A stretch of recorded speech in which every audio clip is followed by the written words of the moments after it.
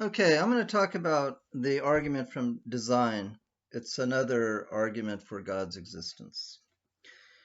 Probably the most famous example of the argument from design is the argument that was offered by William Paley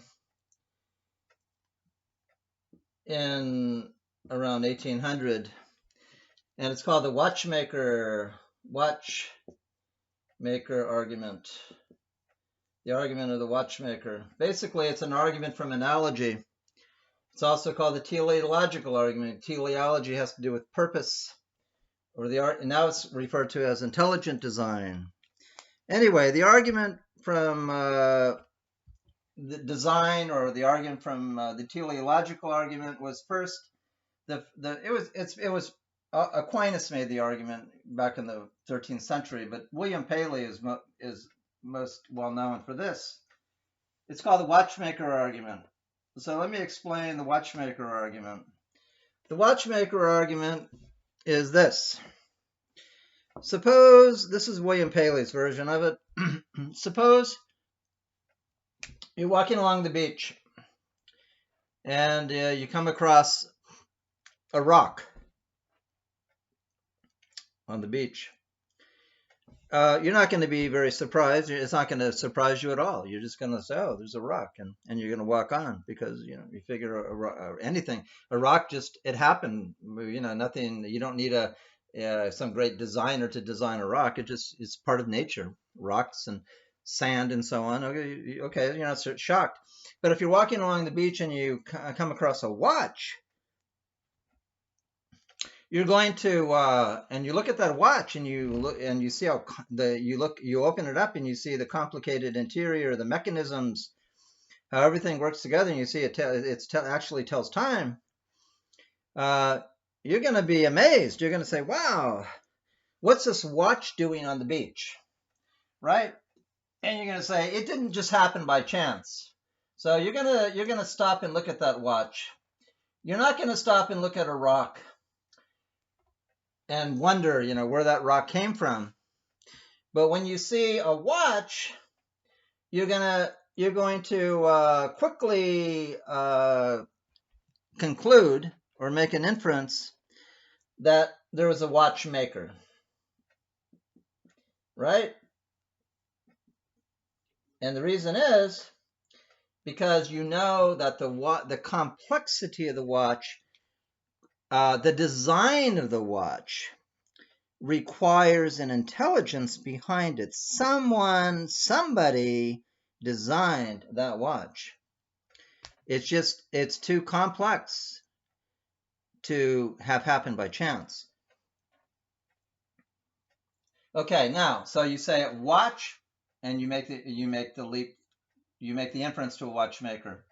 The argument from design, or it's called the teleological. You see, basically, you see the watch and you see purpose in it. One reason you infer a designer is that you see everything works in that watch for a purpose. The complex design of it actually serves a purpose. It tells the time.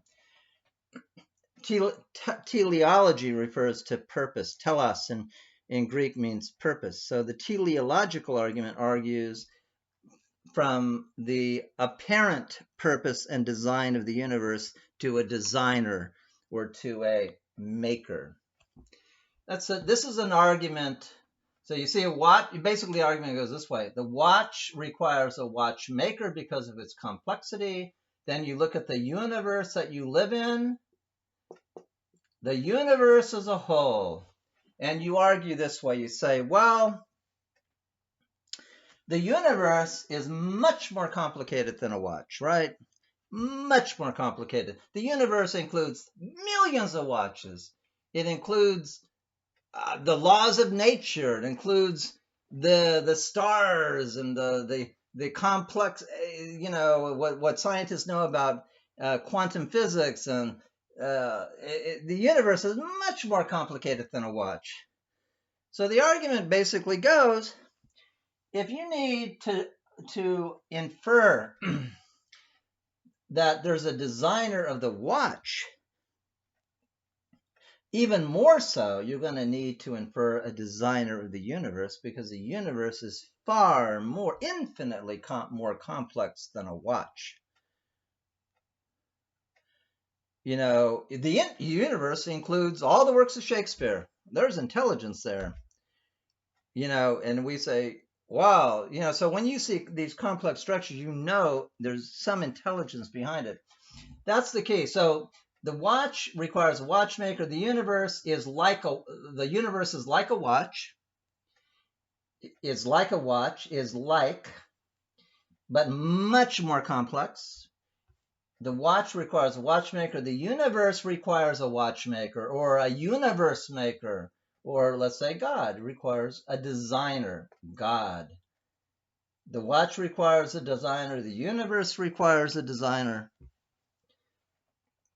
That's the argument. The universe is like a watch. That's A is like B. That's how arguments from analogy work.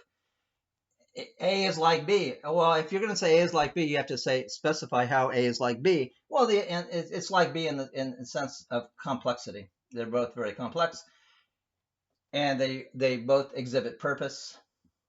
The complexity works towards a purpose. The watch is complex, but it tells the time. The universe is complex, and it has and is much more complex than the universe, and includes watches. So any purposes in the watch is in the universe itself. So anyway, the universe is much more. It's like a watch. A is like B. In terms of complexity. Now you know a watch requires a designer, because we know that from experience. So basically, the argument from analogy says A is like B. You list how it is, and complexity, and exhibits purpose, and same apparent purpose. And then you say, well, also the watch requires a watchmaker. So you infer from the analogy that the universe also requires a designer. That's the argument from analogy. It's called the watchmaker argument, or the teleological argument. It's also referred to as, nowadays, it's referred to as intelligent design. So in today's world, there's a lot of people who are making the argument that it's called the intelligent design argument.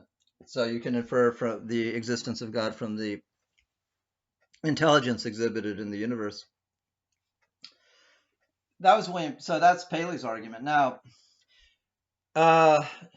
Richard Dawkins, who is, I assume you probably heard of his name. He's one of what are called the New Atheists. He's a biologist, and he wrote The Selfish Gene. Very well known as a evolutionist. Richard Dawkins said that if you lived before Darwin, any intelligent person living before Darwin, their only option when confronted with the evidence of Paley, his argument, would be to accept the argument, to say, yeah, the universe needs a designer. It's so complex. The only way to explain the complexity of nature, the apparent design of animal life, animals are exquisitely adapted to their environment. You know, the human eye did not just happen by chance. And the human eye allows us to see, it exhibits purpose. The different forms of animal life are exquisitely adapted to their environment. Before Darwin, the only explanation for that would be a designer. That was the only way to explain what happened. It's just the human eye, for example, did not arise from chance. A watch doesn't arise from chance, and the human eye doesn't arise from chance. The complex nature of animal life didn't arise from chance. So Dawkins says, if you live before Darwin proposed his theory of natural selection, any intelligent person, Dawkins says, would have accepted the argument from design, or Paley's argument that God existed, who designed the world. But after Darwin, things changed, because Darwin showed that the apparent purpose exhibited in nature and so on can be explained through just purely natural selection. We have, like, the Earth is like 5 billion years old, 4.5 billion years old. So you have a lot of time, and through natural selection, through evolution, complex organisms will arise. So after Darwin, there's no need anymore to posit a designer of the universe to explain the complex structure of life.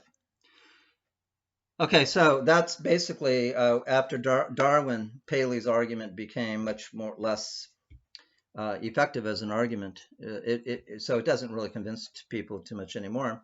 Except it has in the 20th century and in the 21st century, there is a movement among some people who are arguing for intelligent design. I'll talk about that in another lecture, but I want to just limit myself to this right now, to Paley's argument. So the argument is that the universe requires a designer, God. David Hume, I'm going to talk about David Hume. David Hume's criticism of the argument from design is this. Basically, there's a couple things that points that Hume makes. It is true that a watch and things within the universe, that we know that a watch requires a watchmaker because we've observed watches. We know how they're made. And we know if you see a computer, if somebody designed the computer. So things within the universe that we are familiar with, we can move from complex structure to a designer because we're familiar with how those things are brought about. So when you open up, say, the complete works of Shakespeare, you know that there's somebody that wrote those plays. They didn't just happen by chance. So anything within the universe, we can, if we find something designed within the universe, and we see it's the complex structure of it, we know that somebody designed it. There is a problem, though, Hume says, of making the move from things within the universe, which we're familiar with because we know how things are made, to the universe as a whole. And the reason is it's a leap that we're not really justified in making, is because we have experienced things in the universe being made, but we don't have anything to compare the universe as a whole with. There are no other universes that we can compare with this one. So we're not justified in concluding that the universe itself has been designed. It might always be there. And if you say, well, God designed it, well, then the question is, who designed God? And another thing Hume says is that there's a lot of evil in the world, a lot of suffering, so a lot of defects in the world. So if you're going to argue from the designed, from the watch to the watchmaker, from the world to the designer of the world, you're going to have to conclude that the designer of the world, instead of being this infinitely perfect God, is the designer must have a lot of imperfections, because the designer created a world that has a lot of imperfections. I mean, if you see a watch and you see all these things that are wrong with the watch, you're going to conclude that the watch was not designed by a perfect watchmaker. It was designed by a watchmaker who is very deficient. And Hume also says that many of the things that we experience, that we see that are designed in the world, cars and computers, for example, watches, are not made by one person. They're often made by many people work together to create something. They're often many people work. There's a committee often. Many people work together.